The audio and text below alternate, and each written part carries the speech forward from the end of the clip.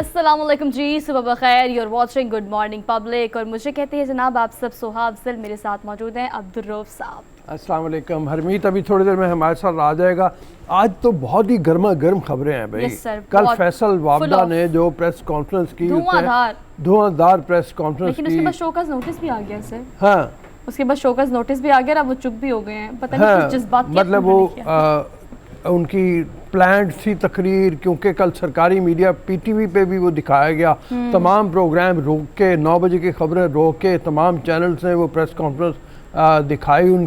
उनका मकसद क्या था, ये इसके बारे में भी बहुत लोग बातें कर रहे हैं। पीटीआई वाली अपनी इंटरप्रेट कर रही है, वो कह रहे हैं लोगों को डीमोरलाइज करने की कोशिश की है। वो जो उन्होंने कहा कि लाशें गिरेंगी लॉन्ग मार्च में, साजिश है, लॉन्ग मार्च होगा सर, ये जो नाम दिया ना लॉन्ग मार्च होगा, उससे उन्होंने लोगों को डराने की कोशिश की ताकि लोग आए ना। और अलबत्ता अरशद शरीफ के हवाले से जो उन्होंने बात की, उसमें एक ही काम की बात थी, वो ये कि इस्टेब्लिशमेंट इसमें मुलव्वस नहीं है। बाकी उन्होंने कहा कि उनको नाम पता है। धमकी भी उन्होंने धमकी दी कि उन्होंने नाम पते लिख के रख दिए हैं वो लोग जो मुलव्वस हैं। और साथ में उन्होंने ये भी कहा कि अगर मुझे मारा गया तो 3 घंटे के अंदर अंदर वो लोग भी मार दिए जाएंगे। बिल्कुल। तो बड़ी धमाकेदार किस्म की प्रेस कॉन्फ्रेंस हुई और आज अखबारात भी भरे पड़े। बहुत सारी खबरें जो आके रन डाउन में डिटेल में आपसे शेयर करनी है। लेकिन सबसे पहले सर, आज के दिन की मुनासबत से आपको पता है कश्मीर के लिए यौम सियाहत जो है वो मनाने का ऐलान किया गया है। और ऑब्वियसली हम देखते हैं कि वहाँ पर सिविल कर्फ्यू और टोटल हड़ताल की कॉल दी गई है। और वहाँ पर जो भी सूरत हाल है, ख़ासतौर पर वो इलाका जो इस वक्त भारत के कब्ज़े में है, वहाँ पर लोगों ने अपना एहतजाज रिकॉर्ड करने के लिए और अपने आप को बताने के लिए कि हमारी आवाज़ भी इतनी बुलंद है, अपने लिए हम खुद भी आवाज़ उठा सकते हैं, उन्होंने इस चीज़ का फैसला। नासिर बेग चुगताई साहब सीनियर जर्नलिस्ट हैं, एनालिस्ट हैं, वो हमारे साथ मौजूद है। उनकी किताब मैंने पहले भी एक बार जिक्र किया था, सुलगते चनार, एक खूबसूरत नावल है, एक जो कश्मीर की सूरत हाल के बारे में शुरू से एक बड़ा भरपूर उसकी कवरेज करता है। तो नासिर बेग अस्सलाम वालेकुम। जी वालेकुम सलाम भाई। आपने बड़ी मुबारकबाद दोबारा मैं आपको दूंगा। बड़ा खूबसूरत नावल आपने लिखा, सुलगते चनार। कश्मीर की जो अंदर जदोजहद है आज़ादी की, उसके बारे में बड़ी तफसील से उसके अंदर मौजूदा चीज़ें लोगों को ज़रूर पढ़ना चाहिए। खैर, आज के दिन की मुनासबत क्या है? बहुत शुक्रिया। 27 अक्टूबर 1947 को हिंदुस्तान ने अपनी फ़ौजें उतारी थी श्रीनगर एयरपोर्ट पर और कब्ज़ा कर लिया था। आज उसी मुनासबत से यौम सियाह मना रहे हैं। आप तो गए भी हैं, इस वक्त सूरत हाल क्या है, इस आज की तारीख को कैसे याद रखा जाए, इस हवाले से बात की जाए।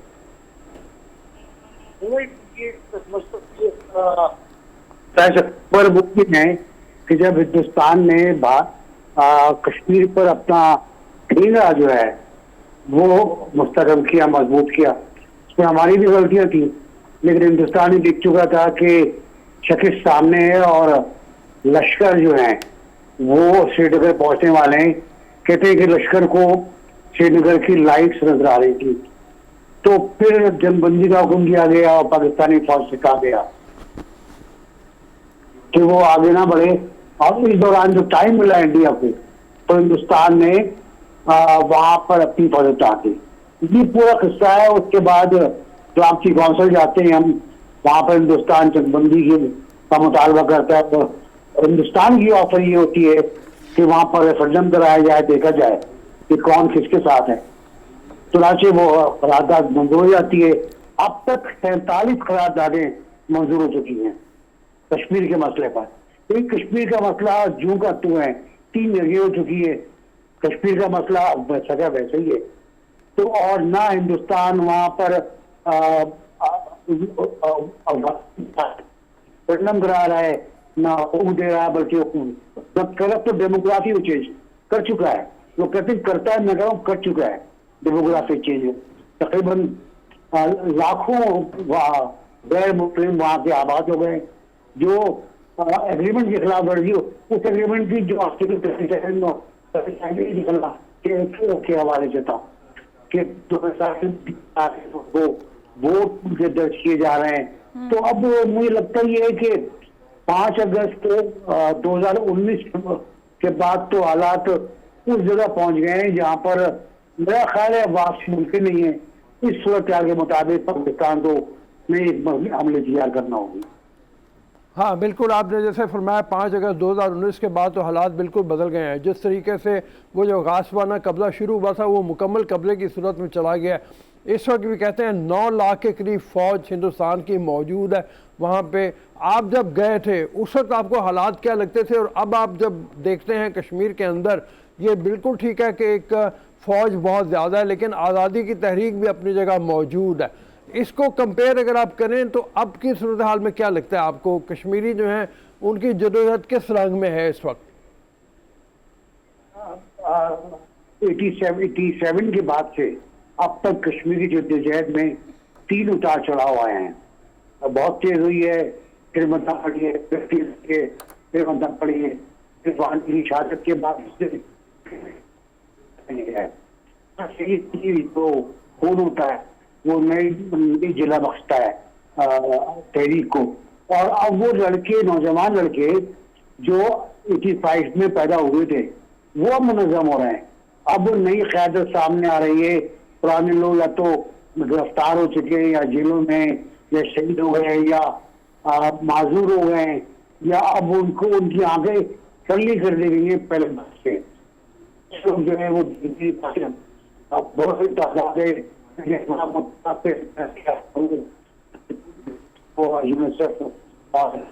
ह्यूमन राइट्स कमीशन इनको सिर्फ नजर आता है, बोलते कुछ नहीं है। अगर बोलते हैं तो कुछ करते नहीं है। ह्यूमन राइट्स कमीशन के हमारे दोस्त बुखारी साहब, उन्होंने पहली रिपोर्ट लिखी थी कश्मीर पर, उनको सेकंड में मर्डर कर दिया गया, उनको मार दिया गया श्रीनगर के अंदर ही। तो जब मैं गया था तो वहां उन्होंने बज़ाहिर हालात बहुत अच्छे दिखाने की कोशिश की। नासिर भाई सॉरी, आपकी आवाज़ का मसला हो रहा है, थोड़ी देर में हम कोशिश करेंगे अगर दोबारा रब्ता। अभी मेरे ख्याल में हम चलते हैं अपने रेगुलर रनडाउन की तरफ। बात करते हैं जिनकी मुनासबत से बताना भी आपको बहुत ज़्यादा ज़रूरी था कि यौम इस्लाह मनाने का फैसला किया गया है कश्मीर में, और बाकायदा जो है वो सिविल कर्फ्यू और हड़ताल, मुकम्मल हड़ताल की कॉल दी गई है। अगर आज के रनडाउन की बात करें तो जैसे अब्दुल रऊफ साहब ने आगाज़ में कहा कि आप सब जानते हैं कि बहुत सारी पॉलिटिकल हैपनिंग्स हो रही हैं, और जुम्मे यानी कल की लिबर्टी से जो कॉल दी गई उसके बारे में फैसल वापडा ने जो बातें की, उसके बाद अब लोगों में खौफ व हरास पाया जा रहा है और इस पर काफ़ी चहमगोइयाँ भी मुख्तलिफ हल्काजात में की जा रही हैं। तो इस पर हम डिटेल में बात करेंगे कि हुकूमत की इस पर जो इस्तदा की गई थी कि इमरान खान का ये लॉन्ग मार्च या जो वहाँ पर वो एहतजाज रिकॉर्ड कराने जा रहे हैं उसको रोका जाए, और सर वो यकसर मुस्तरद कर दी गई है। तो ये भी एक अहम हैपनिंग है, अहम अपडेट है जो कि आपको देनी थी। इसको डिटेल में डिस्कस करेंगे आज के रनडाउन में, टॉप स्टोरीज में। और इसके अलावा आपको एक फेस्टिवल है जिसका हमने जिक्र कल किया था, because we have so many things to share with you, तो वो कल स्किप हो गया, उसको आज प्रोग्राम का हिस्सा बनाएंगे और आपको बताएंगे कि वो फेस्टिवल वहाँ पर कैसे होता है। इसके अलावा सर वालिदैन का जो रवैया है, या रवैया आप ना भी कहें, अगर आप बोलकर कुछ नहीं कर रहे हैं, आपकी जेस्चर, पोस्टर, आपकी बॉडी लैंग्वेज, आपके घर में आपके रवैयों से, आपकी रोज़मर्रा के औकात से और आपके रोज़मर्रा के जो काम होते हैं उससे बच्चे कितना सीखते हैं। बच्चों को तो कॉपी कैट कहा जाता है सर। हाँ, तो वालिदैन के रवैयों से बच्चे सीखते हैं। उसमें बड़ी बात ये होती है कि इंसान वो नहीं होता जो वो कहता है, बोलता है, इंसान वो होता है जो वो करता है। तो आप लाख बच्चे की तरबियत कर रहे हो अखलाकी तौर पे अपने अल्फाज में, लेकिन अगर आपका रवैया वैसा नहीं है तो बच्चे ने तो रवैये को कॉपी करना है, वो कभी नहीं नसीहत सुनेगा आपकी। तो ये बहुत इंपॉर्टेंट टॉपिक है, इसको ज़रूर देखिएगा आप जिस वक्त हम करेंगे, और अपने बच्चों की तरबियत में अगर कोई खामी रह जाती है तो उसको दूर करने की कोशिश करें। सर बस ये 88 साल जो है उसकी उम्र में कुरान पाक लिखने की सआदत किसको हासिल हुई है, इनसे आपकी मुलाकात कराएंगे कि एक लंबा अरसा ज़िंदगी का गुजारने के बाद अब उन्होंने इस चीज़ का फ़ैसला किया और उसको मुकम्मल किया। तो ये एक बड़ी इंस्पिरेशनल सी स्टोरी है कि आप वही उम्र वाली बात सर, कभी कहीं भी कुछ भी करना चाहें तो आप उसको कहीं से भी शुरू कर सकते हैं। और ये तो बड़ी मुबारक सआदत उनको हासिल हुई है जिसपे बारे में जितनी भी तारीफ़ की जाए कम है। तो इसको आज के प्रोग्राम का हम हिस्सा यकीन बनाएंगे। इसके अलावा गलियों के गरीब बच्चों को, यानी स्ट्रीट चिल्ड्रन जिन्हें कहा जाता है, जिनके पास तालीम नाम की कोई चीज़ नहीं होती, उनकी एजुकेशन का बेड़ा उठाने वाला ये एक कपल है, और मियाँ बीवी हैं, और किस तरह से ये काम कर रहे हैं बच्चों की तालीम के लिए। उनके खुद भी 3 बच्चे हैं, लेकिन उनको बच्चों की तालीम की अहमियत का अंदाज़ा है। तो इस पावर कपल से, मैं तो इन्हें पावर कपल ही कहूँगी सर, पावर कपल से आपकी मुलाकात कराएंगे। और काम है इन लोगों का, कहाँ पर काम कर रहे हैं, कैसे काम कर रहे हैं, आपके बच्चे अगर तालीम से मुस्तफ़ीद होना चाहते हैं, या आपके इर्द गिर्द ऐसे लोग हैं जो तालीम हासिल नहीं कर सकते, बच्चे जो अफोर्ड नहीं कर सकते, उनके लिए एक बेहतरीन ऐसा इदारा, ऐसा स्कूल जो तालीम दे। और आज एक और बड़ी इंपॉर्टेंट चीज़ है, वो ये है कि पाकिस्तान ने अपना सेकंड मैच खेलना है जिम्बाब्वे के खिलाफ। 4 बजे मैच होना है। अल्लाह करे पाकिस्तान, वैसे तो जिम्बाब्वे बड़ी कमज़ोर टीम है, लेकिन पाकिस्तानी टीम के बारे में कुछ नहीं पता चलता, इंतहाई अनप्रेडिक्टेबल। तो मतलब यह है कि आज अच्छे कॉम्बिनेशन के साथ खेलें, गेम में वापस आएँ। आज मैच जो साउथ अफ्रीका और बांग्लादेश का जो हो रहा है, चूँकि पाकिस्तान का एक बहुत मजबूत किस्म की टीम से मैच है, आगे चल के साउथ अफ्रीका से जिसने आज खूब धुनाई की है ज़बरदस्त तरीके पे बांग्लादेश की। अच्छा जी। रिली रोसो जो हैं उनके प्लेयर जो यहाँ पे PSL में भी खेलते रहे हैं, पाकिस्तान सुपर लीग में, उन्होंने बड़ी धुआंधार किस्म की बैटिंग और सर आप ये देखिए कि सब बहुत ज़्यादा तैयारी के साथ आए हैं। मतलब हमने पिछले सीरीज़ में जो पिछले मैचेस गुजरे हैं, अनप्रेडिक्टेबल सिचुएशन सिर्फ पाकिस्तानी क्रिकेट टीम की नहीं बल्कि बाकी टीम्स की भी थी। नबीबिया ने कितनी अच्छी कारकर्दगी थी, और अगर आप बांग्लादेश की बात करें, जिम्बाब्वे की बात करें, तो इनकी तैयारी पर हम नहीं बात कर सकते, बिकॉज किस तरह तैयारी से आए हैं वो हमें नहीं पता, परफॉर्मेंस में और क्रिकेट के मैदान में। हम हमारा दुआ करेंगे आज मैच पाकिस्तान जीते, अच्छे तरीके से जीते, अच्छे रन रेट से जीते, क्योंकि अब जो मैचेस होने हैं उसमें सिर्फ ये नहीं है कि पाकिस्तान ने जीतना है, बल्कि अच्छे रन रेट से भी जीतना है, ताकि फाइनल जब 4 के लिए बात हो तो उस वक्त आसानी पैदा हो। हम चलते हैं अपने फर्स्ट पोजीशन भी लेनी पड़ेगी। डेली डोज की तरफ चलते हैं। पहली खबर बड़ी ज़बरदस्त सी है, और आपको पता है कि साबिक अमरीकी किक बॉक्सर है एंड्रयू, और सोशल मीडिया पे काफ़ी कंट्रोवर्सीज इनकी ऑन एंड ऑफ चलती रहती है। और ये जो कंट्रोवर्सीज आप इनकी देखते हैं सोशल मीडिया पे सर हमेशा हाईलाइट्स में रहते हैं, कोई ना कोई ट्रेंड में रहती है इनकी चीज़। अब इनकी एक वीडियो सोशल मीडिया पर वायरल हुई, जो कि हम फौरी तौर पर आपको दिखा रहे हैं, जो कि सर इस्लाम कबूल करने के बाद की है। और एथलीट MM फाइटर हैं जिनकी जानिब से ये वीडियो शेयर की गई टीम खान की तरफ से। एंड्रयू टेट है इनका नाम, और जैसे बताया गया है कि मशहूर बॉक्सर हैं, सुहा भी बता रही थी आपकी, मशहूर किक बॉक्सर थे। उन्होंने एक आयत जो है उसका अंग्रेज़ी तर्जुमा भी अपनी ट्वीट में शेयर किया है, और लोगों को बताया कि उन्होंने क्यों इस्लाम कबूल किया। और उन्होंने ये भी कहा कि जितने भी ईसाई हैं उनको चाहिए कि इस्लाम का मुतालिया करें और फिर कन्वर्ट हो जाएं। उन्होंने अपील भी की है। तो सिर्फ ये नहीं है कि उन्होंने इस्लाम कबूल किया है, बल्कि इस्लाम को आगे प्रमोट करने के लिए भी काम कर रहे हैं। मतलब उसकी तबलीग भी साथ साथ कर रहे हैं। उन्होंने खास तौर पर ईसाइयों को मुखातिब करके कहा है कि अगर आप अच्छाई पर यकीन रखते हैं और अगर आप शैतान से दूर रहने पर यकीन रखते हैं तो आपको इस्लाम को थॉरली एक दफ़ा पढ़ना चाहिए, बिकॉज अहले किताब तो हैं सर, अहले किताब में ईसाइयत भी आती है और मुसलमान होना भी आपको पता है, तो कन्वर्ट होना आपका आसान हो जाता है। तो ईसाइयों को ख़ास तौर पर उन्होंने इस चीज़ पर कहा है कि आप अगर इसको स्टडी करेंगे तो आपके लिए आसानी हो जाएगी। और वो आयत जो उन्होंने शेयर की है वो भी आपको पता है सोशल मीडिया पे काफ़ी ज़्यादा इस वक्त ये टॉप ट्रेंड जा रहा है, बिकॉज आपको पता है कि सोशल मीडिया पर सर उनकी प्रेजेंस वैसे भी बहुत ज़्यादा एक्टिव रहती है। हाँ। लेकिन अब इस्लाम कबूल करने की ये वीडियो जो शेयर की है ये तो बस वायरल हो गई है, और ये सर बड़ी अच्छी बात है, हमारे लिए बड़ी अच्छी बात है, मुस्लिम उम्मा के लिए। एंड्रयू टेट वैसे भी सोशल मीडिया पे बड़े मुतहर्रिक आदमी हैं और उनकी फॉलोइंग भी काफ़ी ज़्यादा है। इस इस्लाम कबूल करने के बाद और इस्लाम की तबलीग के हवाले से जो स्टेटमेंट्स उन्होंने दी हैं उस हवाले से पूरी मुस्लिम वर्ल्ड में तो उनके लिए तारीफ़ की बातें हो रही हैं, उनकी तौसीफ़ की जा रही है। उसके साथ साथ ये है कि गैर मुस्लिम भी बहुत से उनकी तारीफ़ कर रहे हैं कि जिस तरीके से उन्होंने ये किया।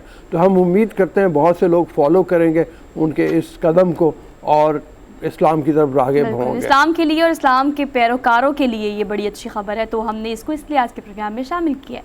आगे बढ़ते हैं, अगली खबर आपको चीन से देंगे। वहाँ पर परेड वहाँ की फ़ौज ने नहीं लेकिन वहाँ के तालिब इल्मों ने की है, यानी यंग बच्चे और पैशनेट बच्चे, पैट्रियोटिक ये बच्चे हैं जिनकी वीडियो हम आपको दिखा रहे हैं।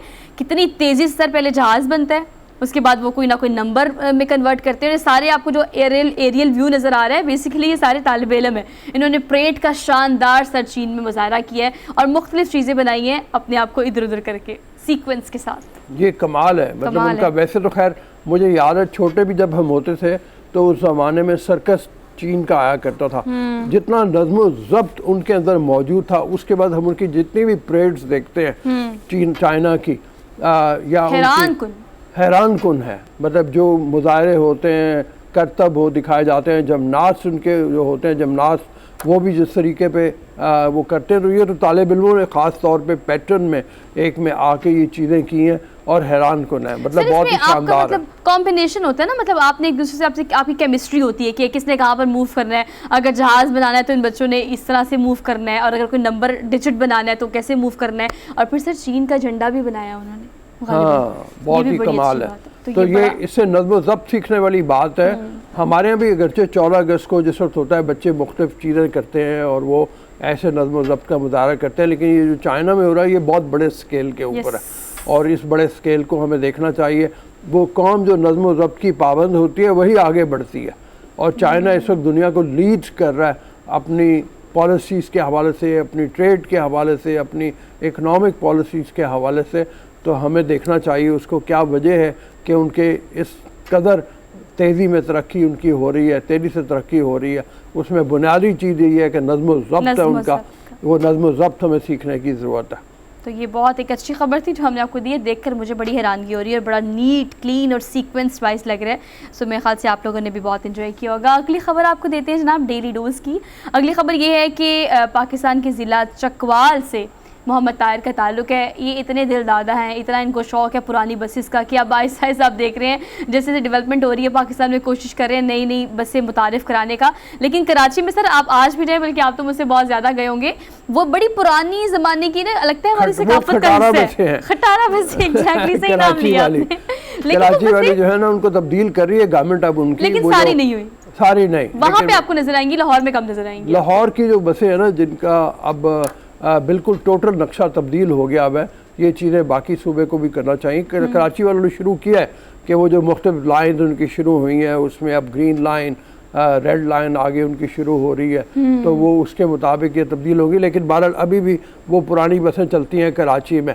और मोहम्मद ताहिर जो है वो, मोहम्मद ताहिर ने जो बसें बनाई हैं वो तो बहुत ही पुरानी है, बहुत वो सैंपल बनाए हैं उन्होंने, मतलब उनको इतनी पसंद है कि उनको इस बात का दुख हो रहा है कि ये बसें अब कहाँ चली जाएंगी, ये नापैद ना हो जाए पाकिस्तान में। तो उन्होंने अपना शौक पूरा करने के लिए अपनी कारीगिरी का मुजाहरा किया, और वो कारीगिरी जनाब हम आपको दिखा रहे हैं। आप ये देखें कारीगिरी जो है उन्होंने क्या की, उन्होंने सैंपल बना लिए, उन्होंने मॉडल बना लिए इन बसों, मॉडल बना लिए, और वैसी लग रही है सर, वैसे वैसी लग रही है।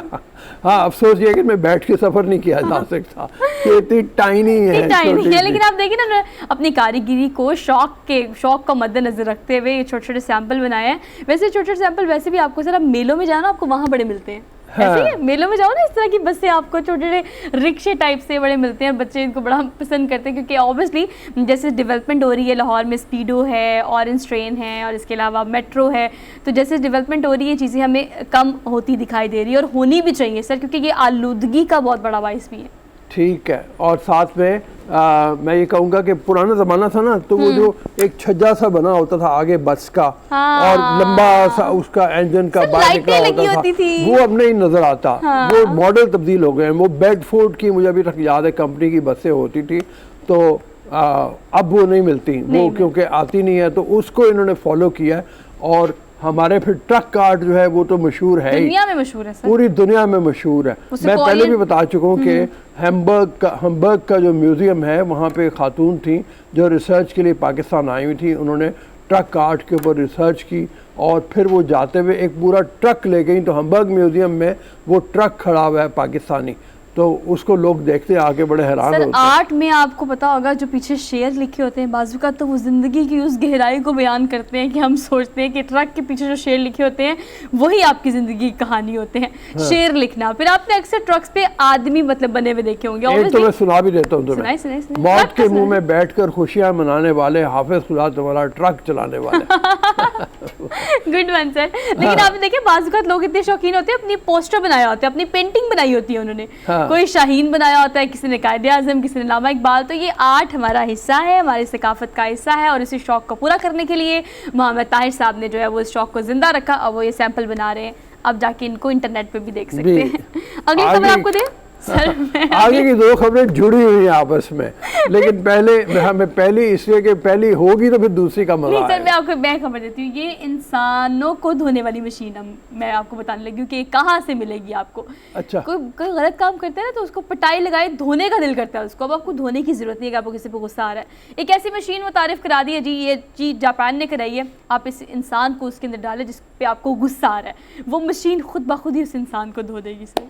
ज़बरदस्त। उसके अंदर सेंसर लगे होंगे जो बुलबुले भी बनाएंगी, जो साबुन भी लगेगी, शैम्पू मिला जाएगा आपके सर पे, जिस्म के ऊपर, आपको नहाने में मदद करेगा। बड़ी बात है भाई। मैं तो सुबह खुद उठ के ना एक सुस्ती का शिकार होता हूँ, फिर मैं कहता हूँ हो अब नहाना पड़ेगा और नहाना रोज़ लाजिम है। सबसे बड़ी बात यह अच्छा नहाते हुए तरोताज़गी आ जाती है, फिर मैं पूरा फ्रेश हो जाता हूँ। नहाना ज़रूरी है रोज़ के रोज़, मेरे लिए कम अज़ कम। सर नहाने तक सुस्ती होती है, आप एक दफ़ा नहा लें ऑब्वियसली सुबह सुबह उठकर तो सारा दिन आपका फ्रेश गुजरता है, उसके बाद जो आप रीफ्रेश होते हैं ना वो आप सारा दिन वैसे बगैर नहाए। और सर हाइजीन का बड़ा ख्याल रखना पड़ता है, आपको पता है मैं कल एक स्पीच देख रही थी उसमें हाइजीन के बारे में बात की जा रही थी, लेकिन मैं इस मशीन के बारे में सोच रही हूँ कि सर क्या आप किसी के नहलाने से सुकून में आ जाएंगे, मतलब आप सेटिस्फाई हो जाएंगे? ये जो इंसानों को धोने वाली मशीन उन्होंने बनाई है, ऑल दो अगर सेंसर्स लगाए हैं तो ऑब्वियसली आपके सारे बॉडी पार्ट्स को अच्छी तरीके से क्लीन करना, लेकिन सर इसके लिए अभी वेट करना पड़ेगा 2025 तक ये मार्केट में आएगी। सामने तो आदमी कर लेता है, बैक पे जो आदमी के सोप मसला होता है ना वो बड़ा मुश्किल काम होता है। टेक्निकल बातें कर रहे हैं आप, टेक्निकल बातें हैं, तो मतलब यह है कि अगर कोई मशीन ऐसी हो जो बैक में बड़ी अच्छी तरह से एक अच्छे तरीके पे साबुन भी मले, ब्रश से भी आपको साफ करे, अच्छी तरह से करे, सफाई कर दे, तो फिर तो क्या ही बात है। मैं ख्याल में हम तो दिखा भी रहे हैं मशीन का, हम 3D आपको दिखा रहे हैं, ज़रा आप देखिए, बल्कि आप देख ही रहे हैं काफ़ी देर से। तो सर ये तो बड़ा ये जकूजी टाइप पे मुझे लग रहा है कि आप लेट के आराम से नहा लें और आपको ये सेंसर जो लगे हुए वो आपको इक्वली जिस तरह, बल्कि मुझे लगता है कि इंसान जिस तरह से अपने आप को नहलाता है उससे ज़्यादा अच्छे तरीके से साफ़ करेंगी। हाँ बिल्कुल, मैं तो पहले जैसे बताया ना कि आप पूरा जिस्म अपना साफ कर लेते हैं, बैक आपकी जो है ना कमर वगैरह उसके ऊपर आपको मुश्किल पेश आती है, उसके लिए फिर आदमी को मदद की ज़रूरत होती है, तो अगर मदद मिल जाए तो बड़ी अच्छी बात है। जापान की कंपनी ने आपकी मदद कर दी है, लेकिन आपको थोड़ा इंतजार करना पड़ेगा। मार्केट में कह रहे हैं 2025 तक इसको लॉन्च कर दिया जाएगा, लेकिन टेक्नोलॉजी की रोज़ाना की बुनियाद पर जो चीन जापान से हम खबरें देते हैं उस पर हमें होता है कि हमें भी अब इनके साथ साथ आहिस्ता आहिस्ता ग्रेजुअली आगे बढ़कर चलना चाहिए, जो कि ज़रूरी है। एक क्विक ब्रेक लेनी है, वापस आते हैं। Keep watching good morning public.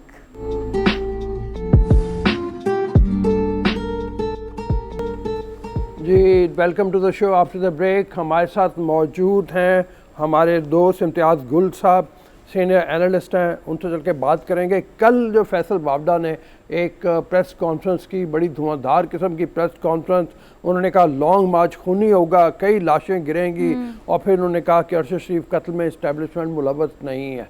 बहुत सी बातें उन्होंने की। उन्होंने कहा उनके पास नाम भी मौजूद हैं, जो नाम वो वक्त आने पर बताएँगे। फ़िलहाल उन्होंने लिख के और किसी के हवाले कर दिए हैं। उन्होंने धमकी भी दी कि अगर उनको कुछ हुआ तो वो लोग भी बचेंगे नहीं, 3 घंटे के अंदर अंदर उनको भी मार दिया जाएगा। तमाम चैनल जितने भी हैं उन्होंने रोक के अपनी ट्रांसमिशन जो न्यूज़ की चल रही थी उस वक्त 9 बजे की ख़बरों के हवाले से थोड़ी सी लेट इन्होंने शुरू की, वो जनाब ख़बरें रोक के उनको नशर किया। उसके फ़ौरन बाद ही नवाज़ शरीफ साहब की भी एक पैगाम आ गया जिसमें उन्होंने कहा कि बिल्कुल सही बातें की हैं। अब उस हवाले से उनकी रुकनियत कल जो सस्पेंड कर दी गई है सर। अली जैदी हैं सिंध के सदर, उन्होंने सस्पेंड की है। इस हवाले से बात करते हैं इम्तियाज़ गुल साहब से। इम्तियाज़ गुल साहब, क्या इम्पोर्टेंस है फैसल बावडा की प्रेस कॉन्फ्रेंस की ऐसे मौके पे जबकि लॉन्ग मार्च होने वाला है? क्या आप भी ये समझते हैं कि ये लोगों को डराने वाली बात है कि वो ना जाए लॉन्ग मार्च में, उसको नाकाम बनाने वाली बात है, या वो हकायक के ऊपर बात कर रहे हैं? देखिए जी, हकायक का तो उन्हें मालूम होगा, लेकिन जिस भोंडा अंदाज में जो स्क्रिप्ट पढ़ा गया है, मैं नहीं समझता कि कोई भी ज़ी शऊर इंसान उस पर एतबार करेगा। दूसरी बात ही कि उसने साबित किया कि बिजनेसमैन हमेशा बिजनेसमैन रहता है, और उनके मुमकिन तौर पे उन लोगों के साथ भी ताल्लुकात होते हैं जिसको साबिका चीफ जस्टिस ने सिसिलियन माफिया कहा था। यानी उनका ये कहना कि अगर मुझे कुछ हुआ तो 2-3 घंटे के अंदर वो लोग भी फारिग हो जाएंगे जो मुझे मारेंगे। तो आप अंदाज़ा लगाइए कि भाई आप क्या डॉन हैं इस इलाके के, पाकिस्तान के, कि आप कह रहे हैं कि अगले 2-3 घंटे के अंदर अंदर मैं उन लोगों को भी वो लोग भी ख़त्म हो जाएंगे। सो मैं नहीं समझता कि इससे इमरान खान या लॉन्ग मार्च को कोई फ़र्क पड़ेगा। ख़ुद फैसल बावडा उसी तरह मेरा ख्याल है ज़लील हो गए हैं, सॉरी ये मैं लफ्ज़ इस्तेमाल किया, लेकिन उस तरह हल्के हो गए हैं जिस तरह इनसे पहले अलीम खान हुए या जहांगीर तरीन हुए, और माजी में भी होता रहा। आयशा गुलाली आपको मालूम है उन्होंने कि किस नौयत के इल्ज़ामात लगाए थे इमरान खान पे, लेकिन इमरान खान को उससे क्या फ़र्क पड़ा है। इसलिए कि सारा कुछ इतना ऑर्केस्ट्रेटेड सा लगता है कि PMLN के लोग 2 घंटे पहले कह देते हैं कि आपको सरप्राइज़ मिलने वाला है, फिर राना सनाउल्लाह प्रेस कॉन्फ्रेंस के बाद कह देते हैं कि जी अब तो इमरान खान भी डायरेक्ट इम्प्लिकेट हो गया है। आई मीन क्या, इससे आप अंदाज़ा रहे कि किस नौइयत का माइंडसेट, किस जहनीत के हामिल लोग पाकिस्तान पे इस वक्त हुक्मरानी कर रहे हैं। अच्छा, ये फरमाइए कि जो बात हुई कि इमरान का खेल ख़तरनाक है, मतलब इस हवाले से फौरी तौर पर साथ में जो मैसेज आया है हुकूमत की तरफ से, इस वक्त जो मौजूदा हुकूमत है, तो क्या आपको वाकई नहीं लगता कि इस मौके के ऊपर, जबकि और फिर चाइना के दौरे की भी बात आई, एहसन इकबाल ने कहा कि जैसे ही चाइना का दौरा होता है तो इमरान खान का लॉन्ग मार्च आ जाता है बीच में, ये बाद में कर लेते तो क्या हर्ज हो जाता, तो इस हवाले से क्या कहेंगे? देखिए, जो खूनी और लाशें गिराने और लाशें गिरने की बात है, ये तो जो कह रहे हैं उनको ही पता होगा कि उनका मंसूबा क्या है, क्योंकि वो तो मेरा ख्याल है पीटीआई वाले तो बार बार कह रहे हैं कि हमारा पुराना मंसूबा, पुराना मार्च होगा। हमने कोई तशद्दुद में बार बार, मेरा ख्याल है इमरान खान साहब ने ये कहा भी है अपनी प्रेस कॉन्फ्रेंसों में भी, कल भी कह रहे थे कि ये टोटली पुराना लॉन्ग मार्च होगा। तो उससे, उसका वज़ीर आज़म के दौरे से क्या ताल्लुक़ है? उनके साथ तो हमारे ताल्लुकात पहले ही कुछ अच्छे नहीं हैं। और जब से यहाँ पे अखाड़ पछाड़ शुरू हुई है इस साल के शुरू से, उस वक्त से चीन के साथ हमारे ताल्लुकात काफ़ी एक लिहाज से कशीदा रहे हैं। लेकिन चूँकि चीन की भी मजबूरी है पाकिस्तान को एंगेज करना, खुल के उन्होंने कोई बात नहीं की, लेकिन मैं आपको बड़े वसूख से कह सकता हूँ कि वो खुश नहीं हैं पाकिस्तान की मौजूदा सूरत हाल से। और उसमें आप इसी से अंदाज़ा लगा लें कि हमारे वज़ीर आज़म का दौरा, जिसको कह रहे हैं 2 दिन का दौरा है, अमलन 1 दिन का दौरा है, बड़ा कोई बहुत बड़ा मेरा ख्याल है एजेंडा वहाँ पे नहीं है।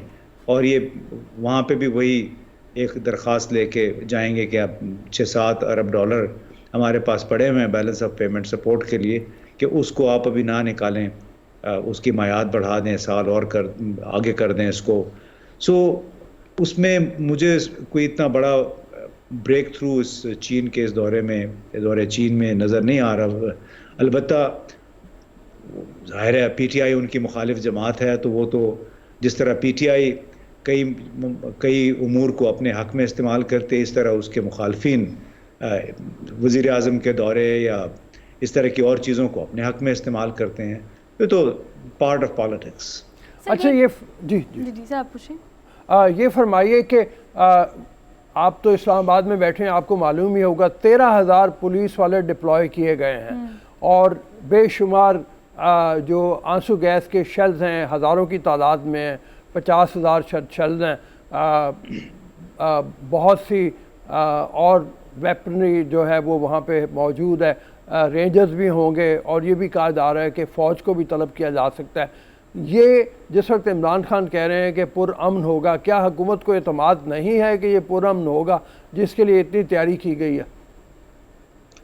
हुकूमत तो इस तरह तैयारियां कर रही है जैसे यहाँ पे कोई लश्कर आने वाला, लश्कर कशी होने वाली है इस्लामाबाद पे। और फिर हमारे वज़ीर दाखिला साहब है, उनकी आपने स्टेटमेंट्स सुनी होगी माशाल्लाह। आज तक मैंने किसी और वज़ीर दाखिला के इस अंदाज़ में ये बयानात नहीं सुने इमरान खान के बारे में। मिसाल के तौर में ये भी कहा कि अगर वो यहाँ पे आए ज़बरदस्ती तो हम उल्टा लटका देंगे। अब ये कोई ज़बान है, कोई ज़ेब देती है किसी भी वफाकी वज़ीर दाखिला को। और जहाँ तक सिक्योरिटी मेजर्स का ताल्लुक है, ज़ाहिर है हुकूमत ने अपने तय 2 हफ्ते से ज़्यादा हो गए हैं जो बिज़नेस कारोबारी लोगों के कंटेनर्स हैं पकड़ पकड़ के, अब तो मेरा ख्याल है 700 से ज़्यादा उनकी तादाद हो गई होगी। और रोज़ का किराया भी हमें 2-2.25 करोड़ रुपए पड़ता है, जितने भी हमने पुलिस ने और ज़िले इंतज़ामिया ने सीज़ किए हुए हैं कंटेनर्स। सो अब अल्लाह खैर करे कि उसमें अगर इस मकसद को अगर हुक्मरान जमाते हैं या जो पीडीएम है वो अपने मकासद के लिए इस्तेमाल करना चाहते हैं, तो उसमें फिर खून भी बहेगा, तशद्दुद भी होगा, क्योंकि फ़ॉल्स फ्लैग ऑपरेशंस तो दुनिया में हर जगह होते हैं कि यानी किसी एक के जलसे में लोगों को भेज के वहाँ पे गड़बड़ करवा दी जाए और फिर कहा जाए कि इन लोगों ने तशद्दुद किया है। तो पाकिस्तान में जिस नौइयत का ज़हनियत है हमारे यहाँ, तो इसमें कोई बात नहीं है कि ख़ुद हुकूमती की तरफ से, सरकारी इदारों की तरफ से इस किस्म का काम हो जाए जिससे बदअमनी हो, इंतशार फैले और फिर उसका सारा इल्ज़ाम इमरान खान और पीटीआई को दिया जा सके। सर ये कहिएगा कि बेसिकली फैसल वावड़ा की यकीनन ये तो इंटेंशन नहीं होगी कि कंपनी को या तहरीक इंसाफ को या जो उसके सपोर्टर्स हैं उनको नुकसान हो, लेकिन स्टेटमेंट बड़ी ऐसी थी कि जनाजे ही जनाजे होंगे, ये खूनी लॉन्ग मार्च होगा। तो आप ये कह रहे हैं कि बिल्कुल इस स्टेटमेंट से कोई नुकसान नहीं पहुँचेगा कल शुरू होने वाले लॉन्ग मार्च को, जो कि लाहौर से शुरू होगा? आप ये कैसे कह रही कि उनका इरादा नहीं था कि पीटीआई को नुकसान मतलब इरादा पहुंचे? था उनका इंटेंशन वो थी जो उनकी। बातें उन्होंने करनी थी वो तो बिल्कुल साफ जाहिर हो गया कि उसका मकसद क्या था। बाकी अगर उन लोगों का ये ख्याल है कि जी मार्च पे कोई असर पड़ जाएगा, लोग कम आएंगे, आई डोंट नो, वो तो वक्त आने पे पता चलेगा। पहले से कुछ कहना We'll see. मुश्किल है। अलग बात है कि वही काम किया जाए जो 25 मई को किया गया था कि लोगों की, खुद सरकारी अफसरान ने, पुलिस वालों ने लोगों की गाड़ियां भी तोड़ी, उनकी हड्डियां भी तोड़ी, उनको नहीं आने दिया गया। अगर वही काम दोबारा हुआ तो जाहिर है स्टेट मशीनरी, तो फिर उनके पास गोलियां भी होती हैं, बकौल राना सनाउल्लाह के उनके पास हज़ारों आंसू गैस के शेल्स भी होते हैं। वो अगर बेदरेग इस्तेमाल करना शुरू कर दें उसको एक जंग समझ के, तो जाहिर है के लिए तो अपना दिफा करना मुश्किल होगा। हुकूमत ने ना एक इस्तदा भी की थी कि ये लॉन्ग मार्च इमरान खान का रोका जाए, और फिर इमरान खान की से पहले की स्टेटमेंट जब उन्होंने लॉन्ग मार्च को अनाउंस किया था तो उन्होंने कहा कि हम बड़े पुरअमन तरीके से जाएंगे। उन्होंने बिल्कुल ये नहीं कहा कि ये धरने में कन्वर्ट हो जाएगा, जो कि अनप्रेडिक्टेबल, अभी हम कुछ नहीं कह सकते। लॉन्ग मार्च का हम पुरअमन करेंगे, अपना एहतजाज रिकॉर्ड कराएंगे। उन्होंने इस चीज़ की यकीन दहानी कराई है, तो हुकूमत को भी थोड़ा दिल खोलना चाहिए इस हवाले से, या फिर ये टू वे कम्युनिकेशन होनी चाहिए। लेकिन जिस तरह से वो तैयारी कर रहे हैं, आप क्या समझते हैं कि कल ही एक इस्तदा भी मुस्तरद की गई है हुकूमत की लॉन्ग मार्च रोकने की? देखिए, लॉन्ग मार्च बहैसियत मजमूई ये कोई बहुत अच्छी बात नहीं है अगर कोई ऐसा काम किया जाए जिससे कारोबार ज़िंदगी मुतासर हो, आम लोगों की ज़िंदगी कारोबार में खलल पड़े।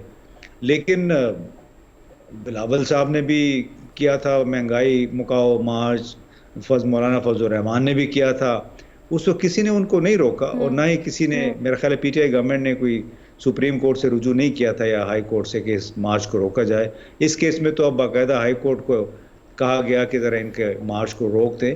ये अब एक हक है किसी भी अपोजिशन जमात का, उसको आप रोक नहीं सकते हैं। उसके लिए अलबत्ता यह है कि हद्दुल मकदूर कोशिश होनी चाहिए दोनों तरफ से कि उसमें तशद्दुद के वाक़यात ना हों, क्योंकि अगर तशद्दुद होता है तो फिर जब बहुत बड़ा मॉब इकट्ठा हुआ होता है एक जगह पे, उसको कंट्रोल करना फिर मुश्किल होता है। 2-4 लोग शरारत करते हैं और उसका खमियाजा फिर हज़ारों लोग भुगतते हैं। इम्तियाज़ गुल साहब, ये फरमाइए, जिस वक्त मॉब पहुँच जाता है वहाँ पे, जैसे पिछली बार भी 25 मई को हुआ था, लोग निकल के चले गए डी चौक की तरफ। अब इमरान खान ने गारंटी तो दी है कि नहीं हमारा पुरअमन होगा, और ये भी उन्होंने कहा कि जहाँ पे हमें कहेगी जजेस कहेंगे, अदालत कहेगी, वहाँ पे ही हम करेंगे। जो डी चौक की बजाय F9 का पार्क बनता है मोस्ट प्रोबेबली, कि वहाँ पे जलसा होगा। लेकिन लोगों का इम्कान तो है, लोग निकल सकते हैं उस तरफ को भी, और उस हवाले से वो भी जो अदालत का एक पहले ही चल रहा है कि इमरान के ख़िलाफ़ कार्रवाई की जाए तौहीन अदालत के मुकदमे में। तो इस हवाले से कितना कंट्रोल कर पाएंगे? आप जैसे कह रहे हैं कि मॉब होता है, मॉब को फिर कंट्रोल करना बड़ा मुश्किल हो जाता। देखिए, मॉब में रऊफ भाई, जब अगर बाहर से लोग आ जाते हैं, जिसको आप शरपसंद भी कह सकते हैं, जिन्होंने अगर किसी पे मुद्दा डालना है, इल्ज़ाम डालना है किसी पे, उसमें 1-2 लोगों की ज़रूरत होती है। आके उसने पटाखा छोड़ना है या फायर करना है या आग लगा देनी है, तो बड़ा मुश्किल होता है। इसलिए एक इम्तिहान होता है ऑर्गेनाइजर्स का भी, यानी जो मुतल्लिका पार्टी है, और इंतज़ामिया का भी, कि वो किस हद तक इस किस्म की शरपसंदी को रोक पाते हैं। लेकिन एक बात ज़रूर है कि जिस अंदाज में गुज़िश्ता 4-5 महीनों के दौरान इमरान खान ने अपना बयानिया बनाया है, उसमें पीडीएम की जमातों के लिए बड़ा मुश्किल हो गया है अभी पब्लिक का सामना करना। और फिर आपने देख भी लिया लाहौर ही में वो कॉन्फ्रेंस के दौरान जो अली वज़ीर के हवाले से नाराबाजी हुई, और उसमें फिर बिलावल भुट्टो ने जो जवाब दिया, आज़म नज़ीर तारड़ पहले ही उसकी कैजुअल्टी बन चुके हैं। तो ये बड़ा एक बतौर पाकिस्तानी मेरे लिए बड़ी परेशानी की बात है कि एक हमारे मुल्क का वज़ीर ख़ारजा और उसके साथ वज़ीर कानून बैठा हुआ है, और वो वज़ीर ख़ारजा लोगों को कह रहा है दूसरे इदारे की तरफ इशारा करके कि आप मुज़ाहरा आपने करना है, मुतालबा, तो उस इदारे के पास जाएं जिसके पास अली वज़ीर की रिहाई का इख्तियार है। अब कितने अफसोस की बात है कि आपने एक इतनी ज़िम्मेदार पोजीशन में होते हुए आप उन आवाम को जो अली वज़ीर की रिहाई चाहते हैं, अब फ़ौज की तरफ रवाना कर रहे हैं, उससे लड़ाना चाहते हैं। और शर्म की बात ये थी कि वो इस अली वज़ीर इतने अरसे सिंध की एक जेल में था। अगर इतने ही ये उसूल पसंद हैं, इतने ही इनका दामन साफ़ है, तो उसको रिहा कर देते वहाँ से, इसमें क्या प्रॉब्लम था। लेकिन अब बड़ी एक अफसोसनाक सूरत हाल है। मैं तो बतौर पाकिस्तानी बहुत अपसेट हूँ जब से फिर अरशद शरीफ के साथ ये वाक़या हुआ है। अल्लाह खैर करे कि आज का दिन भी खैरियत से गुजरे, उनका जनाजा है आज। सर जाब से ये कहिएगा कि हम स्टेटमेंट्स की बात कर रहे हैं, चाहे वो राना सनाउल्लाह की हो, इमरान खान की हो, फैसल वावडा की हो, इस जिम्मेदारी का यकीनन इनको मुजाहरा करना चाहिए, कोई भी सीट पर हो अगर पॉलिटिकल रिप्रेजेंटेटिव।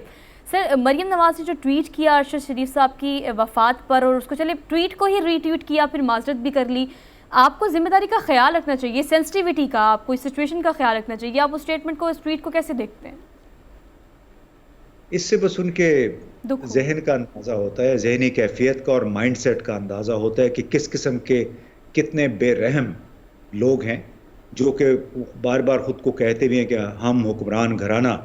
तो ये एक हुक्मरान घराने की सोच है।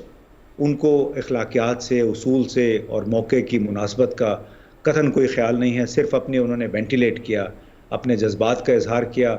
वो जज्बात ने उनकी जो जहनीत है उसको आश्कारा कर दिया है, एक्सपोज कर दिया है। इससे ज़्यादा मेरा ख्याल है कुछ कहने को नहीं है हमारे पास। ठीक है इम्तियाज़ साहब, बहुत शुक्रिया था। मास्टर यकीनन जिम्मेदारी का मुजाहरा करना चाहिए जो कि रिप्रेजेंटेटिव है, जिनके ऊपर जिम्मेदारी आयद होती है। एक क्विक ब्रेक लेनी है, वापस आते हैं। Keep watching good morning public.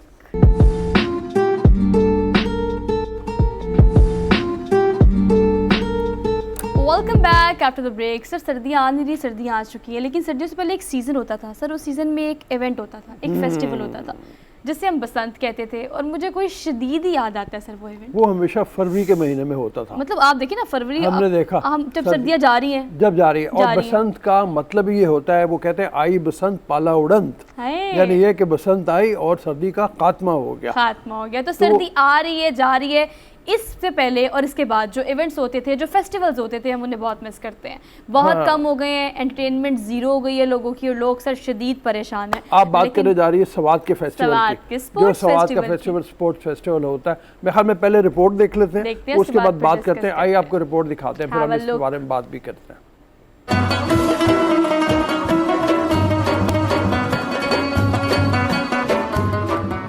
Swat में ज़िली सतह पर स्पोर्ट्स फेस्टिवल का आगाज़ हो चुका है। मिंगोरा ग्राउंड में हॉकी और बैडमिंटन के मुकाबले, जबकि सवात के दीगर ग्राउंड में क्रिकेट, वॉलीबॉल, रस्साकशी के अलावा अदबी और हुस्न क़िरात के मुकाबले शुरू है। सवात में आज गेमों का इफ्तिताह हुआ और ये बहुत अच्छी इवेंट है। सवात में एक पुरामन माहौल है, पुरामन फ़िज़ा है, और आज सवात के स्कूलों का, जिसमें प्राइवेट स्कूल भी शामिल है, कुल 172 टीमें इस इवेंट्स में हिस्सा ले रहे हैं। इसमें कुछ मेजर गेम भी है और कुछ माइनर गेम्स भी है। आज से ज़िला स्वात में स्पोर्ट्स फेस्टिवल 2022 का इफ्तिताह हो चुका है।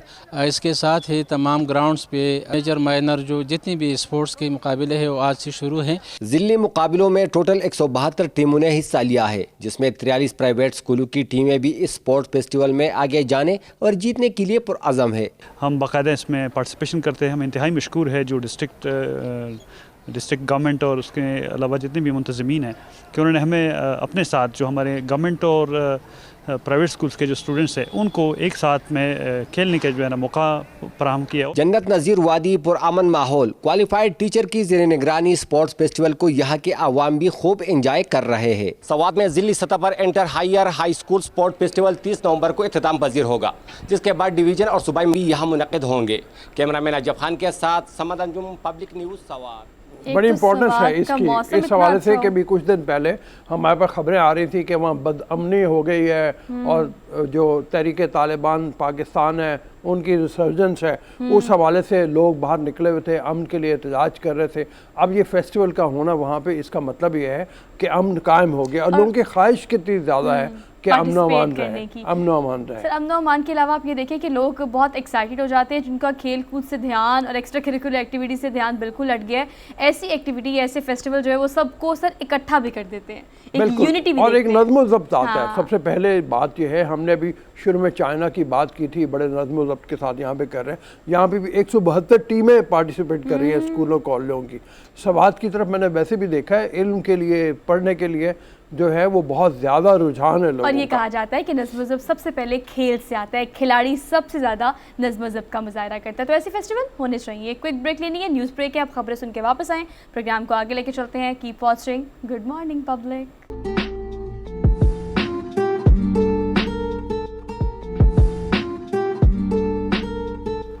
Welcome back after the break. Your action speaks louder than your words. आजकल के बच्चे ख़ास तौर पर कभी भी आप उन्हें जितनी मर्जी दिन रात नसीहतें करते रहे, वो नहीं सीखेंगे, नहीं सुनेंगे आपकी बात। वो सिर्फ वही सीखेंगे जो वो देखेंगे। और ख़ास तौर पर अगर आजकल बात की जाए तो बहुत सारे थेरेपिस्ट या बहुत सारे माहिरीन इस बारे में बात करते हैं कि हम बच्चों को बड़े होते तक ये सिखाना शुरू कर देते हैं कि आपने ABC 1 2 अलिफ बे या बेसिक एजुकेशन सीखनी है। हालांकि कहा जाता है कि 7 साल की उम्र तक वो सिर्फ वही सीखते हैं जिसे हम अखलाकियात कहते हैं, जिसे हम रवैये कहते हैं। कितना ज़्यादा ज़रूरी है अपने रवैयों को बीइंग अ पेरेंट्स बेहतर करना, ताकि बच्चे जो देखें उसी को सीखें और वो उनके लिए फ़ायदेमंद हो for the rest of the life. इस पर डिटेल में बात करने के लिए हमारे साथ जो है वो डॉक्टर साहिबा मौजूद हैं। डॉक्टर साहिबा, thank you so much for being here, good to see you. आपको आज के शो में वेलकम कहते हैं। ये कितना ज़्यादा ज़रूरी है और कितना हम इस पर लैक कर रहे हैं आजकल के वालिदैन जो हैं वो बच्चों को समझाते बुझाते नसीहतें बहुत करते हैं, लेकिन वो कर कुछ और रहे होते हैं। बच्चे तो कंफ्यूज हो गए हैं। अच्छा, बेसिक रीज़न ये है कि पेरेंट्स को खुद नहीं पता होता कि उनके बच्चे कर क्यों रहे हैं। बच्चों का मोटिव कुछ और होता है और सम टाइम हम लोगों को चाहिए होता है कि हम बच्चों को नेचुरल इन्वायरमेंट दें, एक्सप्लोर करने के लिए, क्रिएटिविटी दें।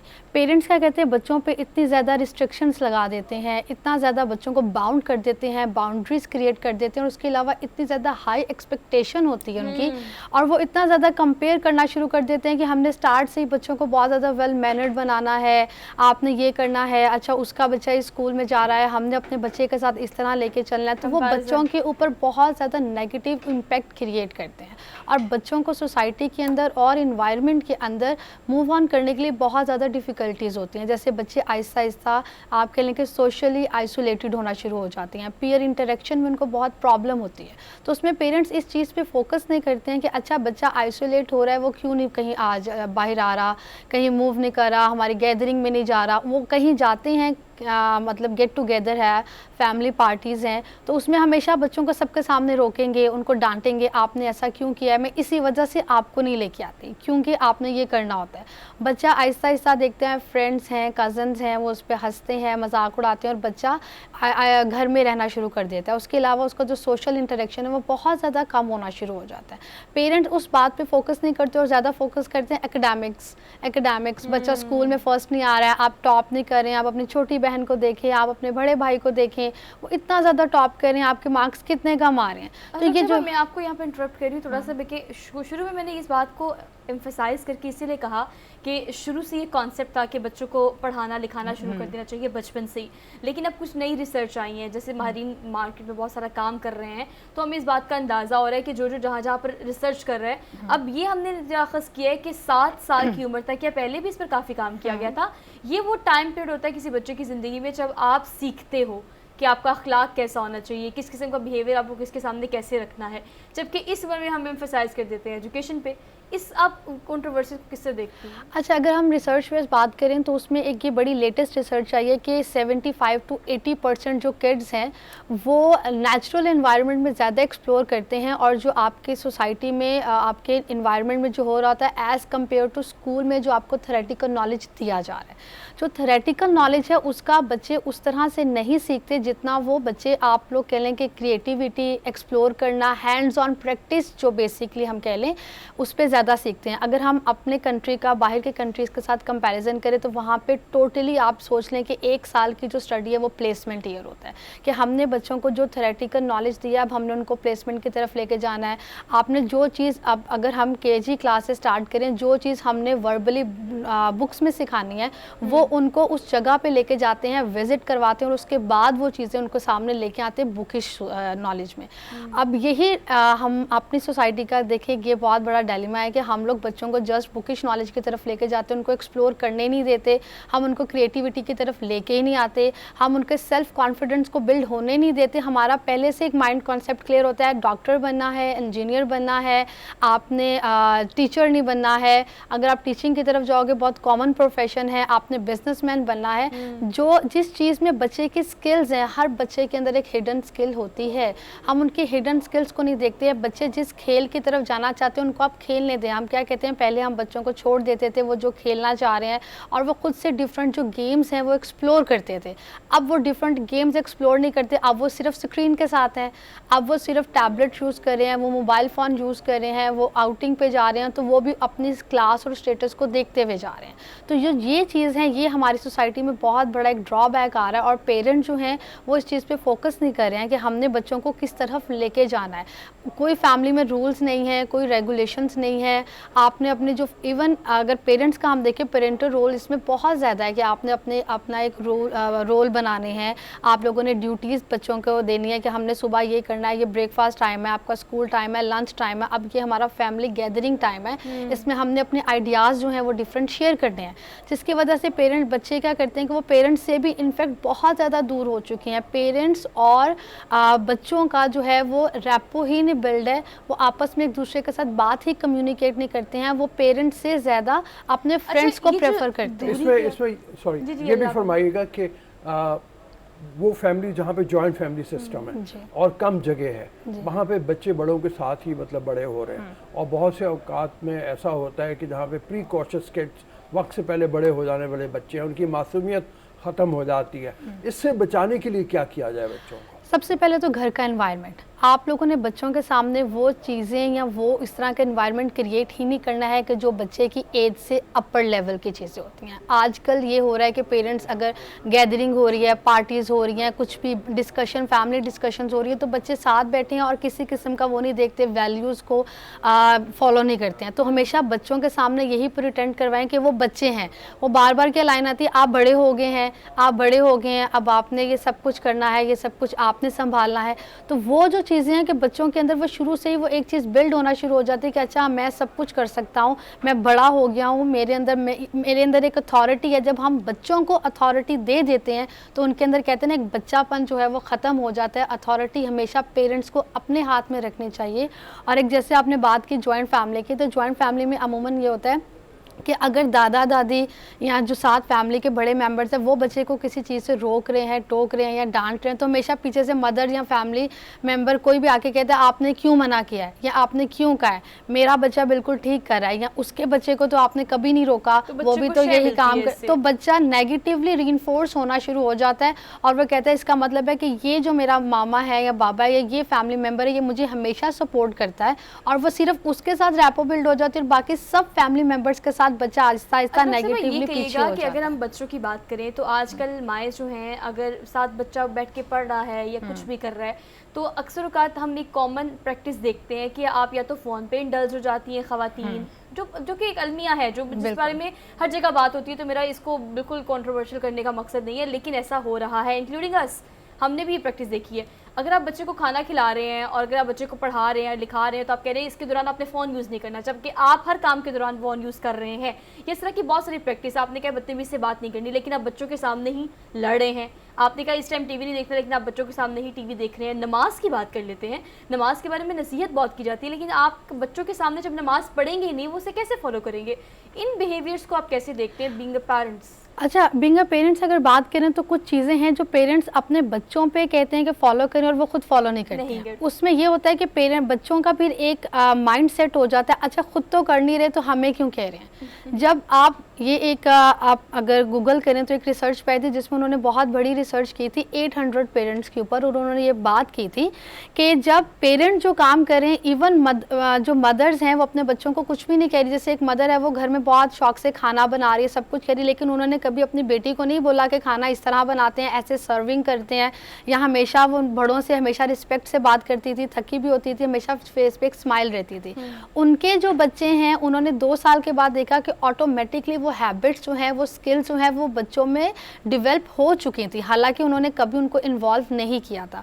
वही चीज़ है कि जो चीज़ पेरेंट्स कर रहे होते हैं, बच्चा सिर्फ वो चीज़ देखता भी है, वो ऑब्जर्व करता है। बच्चों के अंदर जेस्चर और मॉडलिंग की जो हैबिट होती है वो बहुत ज़्यादा होती है और वो फॉलो करते हैं। जो पेरेंट्स इन चीज़ों को फॉलो नहीं करते और जस्ट वर्बली कहते हैं, वो एक दफ़ा काम करेंगे, बच्चे दूसरी दफ़ा करेंगे और तीसरी दफ़ा आप खुद देखेंगे वो वर्बली कह देंगे आप खुद तो ये काम कर नहीं रहे हैं तो आप हमें क्यों कह रही हैं, हम ये काम नहीं कर सकते। और पेरेंट्स के पास फिर कोई पॉजिटिव और कोई जवाब नहीं होता ये कहने का कि हम भी तो कर रहे हैं, आप क्यों नहीं कर रहे हैं, और वो आगे से खामोश हो जाते हैं। अच्छा चलें, बच्चे हैं ना, अभी मूड नहीं है, अभी दिल नहीं है, बच्चा अभी थका हुआ है, अभी स्कूल से आया है, क्योंकि वो खुद बच्चे को टेंशन नहीं देना चाह रहे होते, वो खुद उस काम पे अपना टाइम इन्वेस्ट नहीं पेरेंट्स करना चाह रहे होते बेसिकली। अच्छा, बिहेवियर में एक चीज़ बड़ी कॉमन है ना, का लफ्ज़ हम बहुत इस्तेमाल करते हैं जी। वालिदैन तो ख़ास तौर पर। बच्चा खेल रहा है, नहीं करो। बच्चा किस चीज़ को पकड़ा है, नहीं करो। बाहर जाना है, नहीं। अंदर जाना है, नहीं। इस टाइम टीवी देखना है, नहीं। ना हमने बच्चों को इतनी ज़्यादा सिखा दी है, ये बिहेवियर इशू के सबसे टॉप ऑफ द लिस्ट आता है मेरे ख्याल से, ना करना।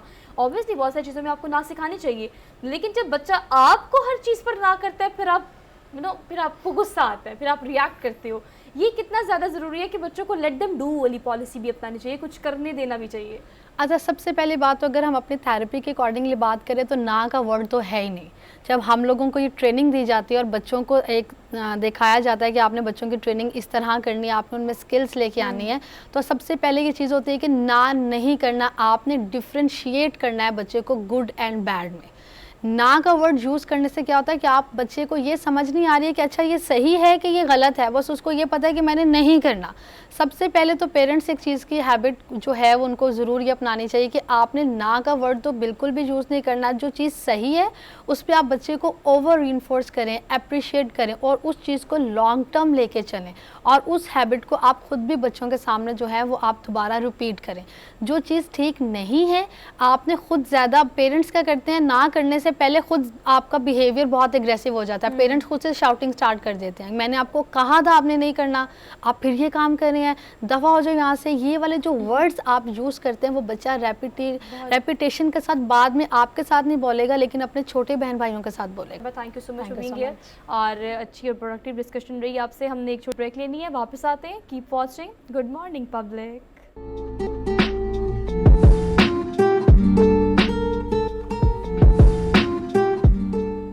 Welcome back after the break. शौक़ का कोई वक्त नहीं होता, कोई उम्र नहीं होती, इसके बारे में हम बहुत बात करते हैं, लेकिन अगर शौक़ सादत में बदल जाए तो इससे बेहतरीन बात कोई नहीं हो सकती। प्रोग्राम के आगाज़ में मैंने आपसे शेयर किया था कि आज एक ऐसी शख्सियत से आपकी मुलाकात कराएंगे जिन्हें हम कहते हैं महमूदुल हसन साहब, जिन्होंने इस उम्र में ख़ताती आर्टिस्ट तो वो हैं, लेकिन इस उम्र में कुरान पाक लिखने की सादत हासिल की है। वो आज स्टूडियो में हमारे साथ मौजूद हैं, उन्हें खुशामदीद कहते हैं। अस्सलाम वालेकुम सर। वालेकुम कैसे हैं आप?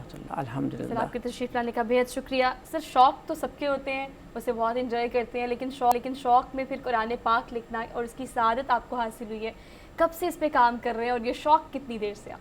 बहुत शुक्रिया आपका दावत देने का, मुझे स्टूडियो में बुलाने का, मैं ममनून हूँ आपका।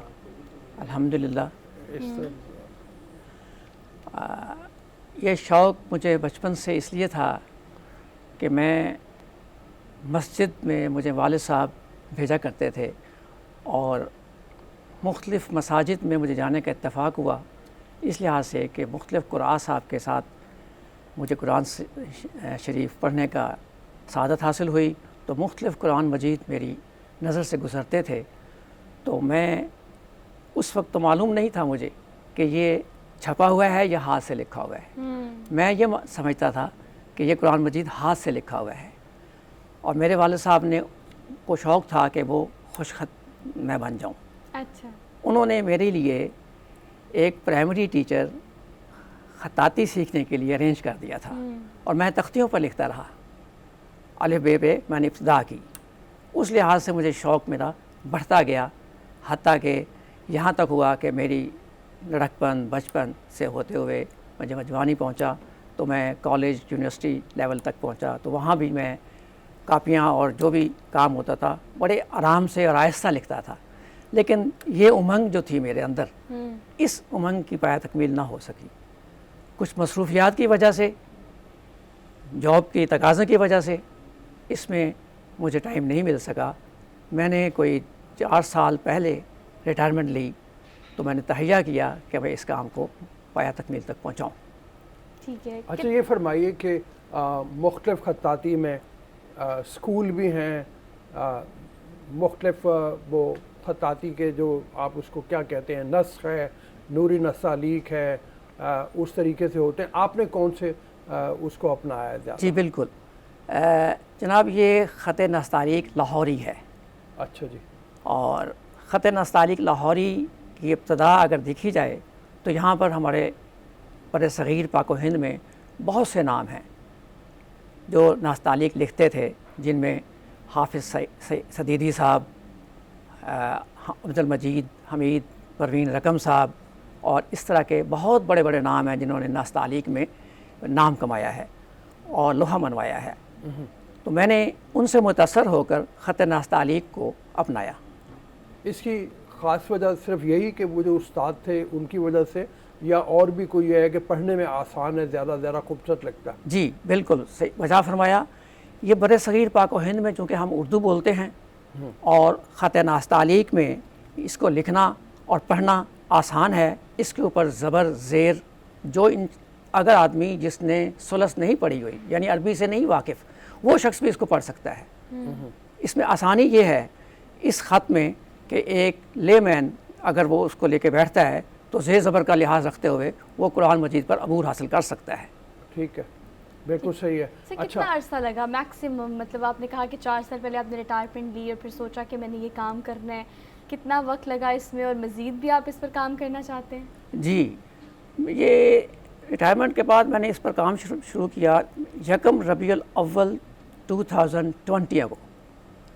मैंने इसकी कागज़ का अरेंजमेंट करना, कागज़ की सिलेक्शन और इसके साथ साथ इसकी बॉर्डर की छपाई करनी, जो मैंने बॉर्डर बनवाया है वो प्योरली मैंने अपनी ही मर्ज़ी से डिज़ाइन करवाया है। ये बॉर्डर इससे पहले आपको मार्केट में नहीं मिलेगा इंशाअल्लाह। अच्छा, ये यूनिक है।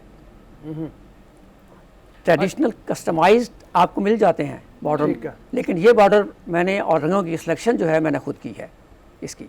अब नेक्स्ट स्टेज क्या कर रहे हैं? इसको छपवाने जा रहे हैं और ये किसी इदारे से आपकी बात हो गई है कि जब ये अवेलेबल होगा, ज़ाहिर है लोग बड़े ख़ास तौर पे आपने हाथ से लिखा है, शौक़ से इसको लेंगे? सर अव्वल तो मेरी उस वक्त ये नीयत नहीं थी कि मैं इसको पब्लिश करूं, छपवाऊं, ये बिल्कुल मेरी नीयत नहीं थी। मेरी नीयत ये थी कि मैं लिखूं और मेरे औलाद जो है, मेरे बच्चे जो हैं इसको पढ़ें और मेरे लिए सदका जारिया बन जाए। ठीक है, मैंने इस नीयत से इसको लिखा था। आसान है ताकि, और इसमें सबसे बड़ी बात जो है ये अभी तक ये कुरान मजीद इस ख़त में मुकम्मल तौर पर गालबन नहीं लिखा गया। हाँ जी। और अच्छा सर, मैं आपसे ये पूछना चाहती हूँ, आप बात मुकम्मल कर लीजिएगा। जो मैं देख रही हूँ कुरान पाक, इसमें आपने कुरान पाक जो उर्दू लिखी हुई है उसमें उर्दू का बेसिकली वो जो अरबी है उसका तर्जुमा नहीं है, उस सूरत के बारे में आपने लिखा हुआ है कि ये सूरत है, इसकी इतनी आयात हैं, ये यहाँ पर नाजिल हुई, इसकी वजह ये थी, इसका नाम ये है। ये डिटेल जो है ये आपको भी आम तौर पर इस तरह से नहीं मिलती, आपको कोई रिसर्च करनी पड़ती है। इसको करने का क्या मकसद है, इसके पीछे क्या सोच थी? जी, ये एक तो मालूम होता है हम मुसलमान हैं, हम मुसलमानों को अल्हम्दुलिल्लाह मुसलमानों को बच्चों की तरबियत देनी चाहिए कि हमें मालूम हो कि ये कुरान मजीद नाजिल हुआ है तो कितने मर्तबा किस जगह पर नाजिल हुआ है, किस मौके पर नाजिल हुआ है। और इसमें इसलिए इसकी तरतीब मैंने दोनों लिखी हुई हैं कि तरतीब तिलावत कि तिलावत पढ़ते हुए तरतीब क्या है कुरान मजीद की पारों के हिसाब से, और नज़ूली के हिसाब से भी तरतीब का यहाँ पर जिक्र किया गया है। ठीक है।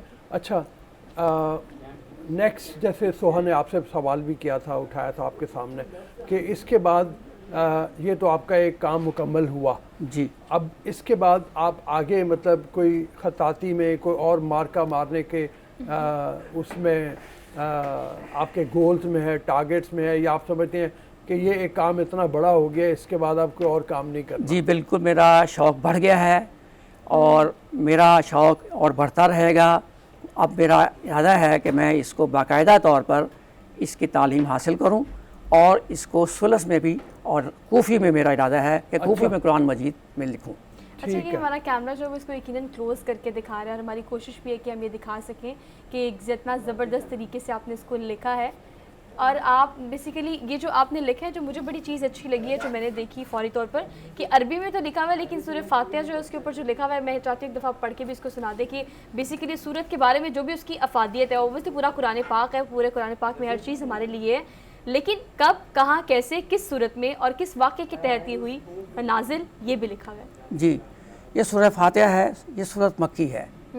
इसमें 7 आयत और 1 रकू है। बेतरतीब तिलावत पहली सूरत और बेतरतीब नज़ूली 5वीं सूरत है। ये इसके ऊपर लिखा हुआ है। उसके बाद बिस्मिल्लाहिर्रहमानिर्रहीम अल्हम्दुलिल्लाहि रब्बिल आलमीन, मतलब वो पूरी आपने लिख दी है। हाँ जी। अच्छा, इस पे बड़ा टाइम लगा होगा, मतलब अगर आपने रिसर्च करनी है तो मुस्तनद ज़राए से उसकी रिसर्च करना, जी, मुख्तलिफ किताबों को पढ़ना, मुख्तलिफ मुअल्लिमात को पढ़ना, हर चीज़ को एक पढ़ कर वो डाटा इकट्ठा करके फिर उसको कंपाइल करना, फिर उसको यहाँ लिखना, किन किन ज़राए से आपने वो डाटा इकट्ठा किया और किस तरह से इस पर रिसर्च की? ये मुफ्ती तकी उस्मानी साहब आपने जिक्र करना ज़रूरी समझता हूँ। जी, पूरी दुनिया वाकिफ़ है पूरी दुनिया वाकिफ़ है जी। और उनकी आसान तर्जमा आसान कुरान वाला, हाँ, उसमें से इस्तिफ़ादा हासिल किया गया है। ठीक है, फ़हमुल कुरान से हासिल किया गया है, फ़हमुल कुरान से। अच्छा जी। और दीगर कुरान मजीद जो हैं उनसे भी इस मेरे पास मौजूद हैं, मुख्तलिफ़ किस्म के। ठीक है, हत्ता कि मेरे पास सऊदी अरब से भी कुरान मजीद है, वो भी मेरे पास मौजूद है। मैं उनसे इस चीज़ की तस्दीक करते हुए इस पर ये लिखा है। ठीक है। और एक और बात बताता चलूँ कि इस कुरान मजीद में कि ज़ेर ज़बर की गलती के लिए मैं एक सिपारा अपने कारी एहसानुल्लाह साहब को भेजता था। ठीक है, और वो इसकी प्रूफ रीडिंग करते थे। ठीक है, मुझे इसकी गलती बताते थे, एराब बताते थे, ज़बर ज़ेर कहीं गलती हुई है तो वो मैं करेक्ट कर लिया करता था। ठीक है। बाद अज़ां जब कभी इसके अंदर गलती ऐसी हो गई जो कि करेक्ट होने वाली नहीं थी, तो मैं उस पेज को दोबारा लिखता था, पूरे पेज ठीक है, पूरे पेज को, ठीक है, ताकि अबहाम ख़त्म हो जाए। इबहाम ख़त्म हो जाए, वो खूबसूरत सबसे ज़्यादा ज़रूरी है। जी, अल्हम्दुलिल्लाह। बड़ी मेहरबानी, अल्लाह ताला आपको और ज़्यादा बरकत डाले आपके काम में, और आगे जो आपके गोल्स हैं उनको पूरा करने की आपको हिम्मत दे। आपने बहुत बड़ा काम किया। अल्लाह आपको इसकी जज़ाए खैर बहुत दे, शुक्रिया, खुश रहे, सलामत रहे। बहुत खुशी हुई आपसे मिलकर, यकीनन आपको भी बहुत खुशी होगी। और उसको जब आपने कहा कि मेरा तो शौक़ है लेकिन मैं चाहता हूँ मेरे बच्चे जब इसको पढ़ें तो उनको कुरान पाक की हर आयत, हर सूरत का पता हो कि इसका मौका, इसके नाज़िल होने की वजह क्या थी, तो ये बड़ी खूबसूरत सी बात है। हमने एक छोटी सी ब्रेक लेनी है और वापस आते हैं। एक ब्रेक के बाद देखते रहिए प्रोग्राम जिससे हम कहते हैं गुड मॉर्निंग पब्लिक।